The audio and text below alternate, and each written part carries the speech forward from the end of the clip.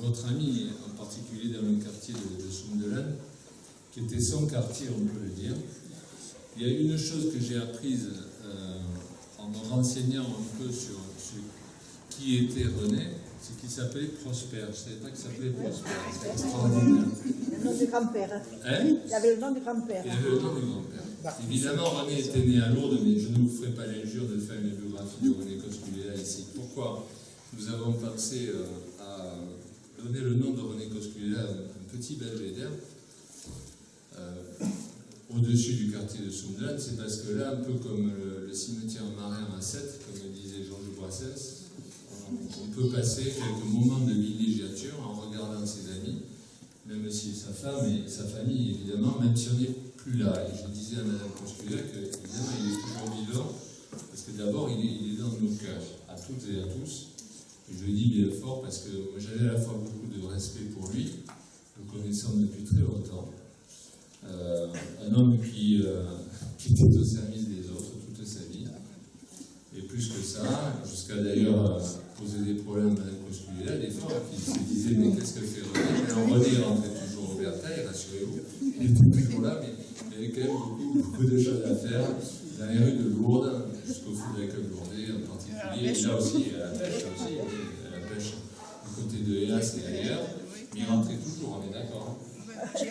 Ah, elle est aussi. Voilà.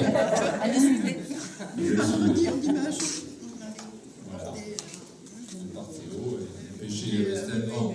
C'était un grand amateur de pêche. Pourquoi aussi? D'abord parce que le service public, c'était sa chose.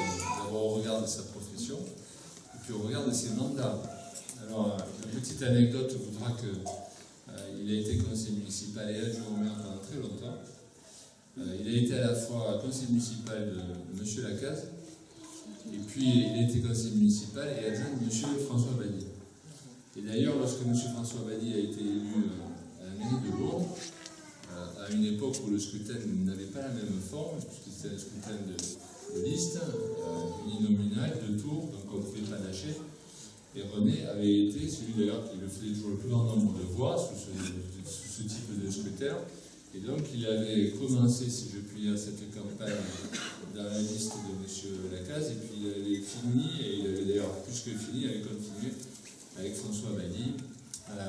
Avec une autre anecdote, c'est qu'à l'époque, on pensait qu'il y avait une problématique pour qu'il soit adjoint au maire, parce qu'il travaillait dans un service public qui était handicapant administrativement de ce côté-là. Et puis après, on avait rattrapé le coup. Il était évidemment devenu adjoint au maire pendant longtemps. Et puis, il avait été élu, et abandonnant toutes les velléités politiques après 1984. Voilà, moi je suis très heureux d'être là à vos côtés, et je sais que l'ensemble du conseil municipal et des élus qui ont René aussi dans leur camp sont très contents d'être là, très heureux, et puis le disant encore une fois, nous avons à prendre exemple sur ce type de carrière et sur ce type de don de soi, dont je pense aussi que la fatigue dernière de René est venue aussi du fait qu'il avait beaucoup donné dans sa vie, auprès et pour les autres, et qu'évidemment, cela ne peut que quelque part nuire à sa santé. Il est mort à 88 ans, il est mort en septembre 2012, mais ici, sur les petites hauteurs de Sunderland, il sera toujours avec nous. Voilà, et puis on va aller boire un coup, et tout va bien, la vie continue, on est heureux d'être là.